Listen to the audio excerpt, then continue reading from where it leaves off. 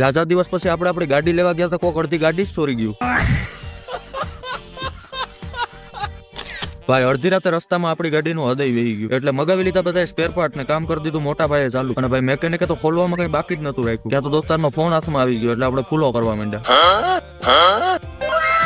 Follow તો કરી લીધું, હાલો હવે રિઝલ્ટ ચેક કરી લઈએ.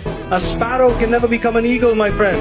અને રોડ ઉપર એક ગાડી પડી હતી. સૂત્રો મુતાબિક જાણવા મળ્યું કે 2 દીમાં તો એટલું નહીં વધે અને કામમાં વાર લાગે એમ હતી એટલે બે ગયા ગરમા ગરમ ભજીયા ખાવા. બીજા દિવસે સવારમાં ઉઠીને જોયું તો સોસાયટીમાં તો મોટા ભાઈએ કામ હાલતું હતું